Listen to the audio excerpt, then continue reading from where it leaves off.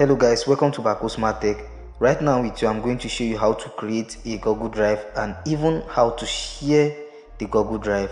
So when you head over to your Google Drive, then tap the plus icon over here.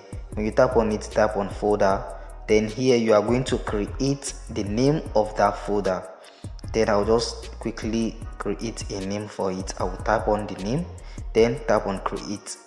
After tapping on create, then I'm going to tap on the folder I just created right now, which is this one over here. Then after tapping on it, I'm going to tap on the three dot at the top right corner, then tap on manage access. After tapping on manage access over here, then here we are going to edit people that can access this file. Then I will tap on change over here. I will change the restricted icon over here by tapping on it.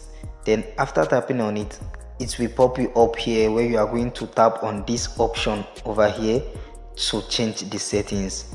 After tapping on it, then it's going to pop up here. Then you are going to tap on anyone with the link.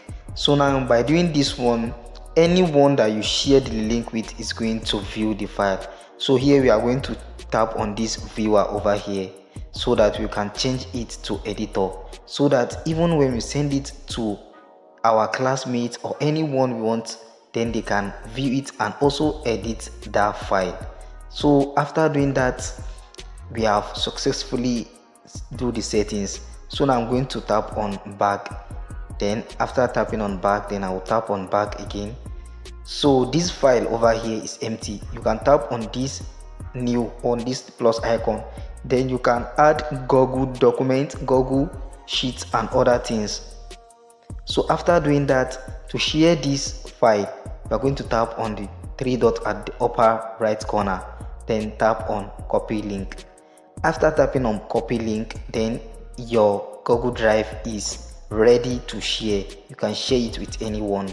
Don't forget, if you found this video very helpful, consider giving me a like and also subscribe to my YouTube channel. Thank you for watching.